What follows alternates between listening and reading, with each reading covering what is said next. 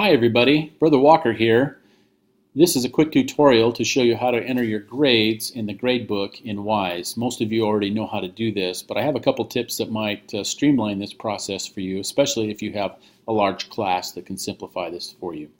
First of all, first thing you need to do is sign into WISE, and it'll bring you to your classroom and to your attendance page. Make sure that all of the boxes for this term's classes are checked, showing that you have all of the attendance entered and all the makeup work entered.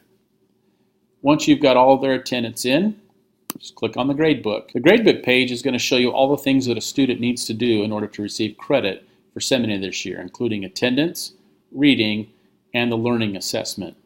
Additionally, we have to enter a grade for each of the students.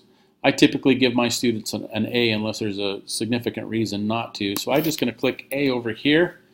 I'm going to click Set, and that populates all of my grades right there. If you have 25 students, this is a real simple thing to do.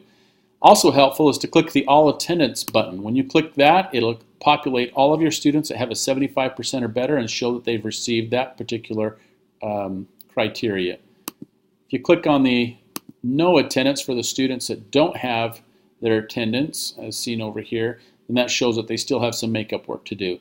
The student needs 7 days of makeup before they can get credit. The next thing to do is to click on their reading. You can update a student's reading score if they haven't been entering that in the My Seminary app. Notice for this student, I would have to get that score from the student to find out if they've actually finished the reading. If they have, I can click Mark All, and it's done. Simple as that. Look, let's look at another student. We click on this student here. Notice that this student has been marking all along, but they haven't marked the Official Declaration 1 and 2. So if I find out that they have read Official Declaration 1 and 2, I can just click on that box right there, and they are updated as well. Next thing we need to enter is a test score or a learning assessment score. There are 32 questions on the learning assessment.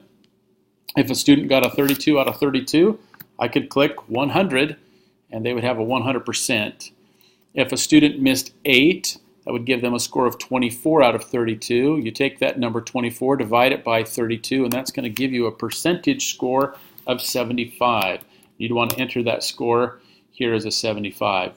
Notice that as I've entered the grade, the attendance, the reading, and the learning assessment score, that lets me know if the student has credit. In this case, because a student hasn't met the attendance criteria, they don't have credit.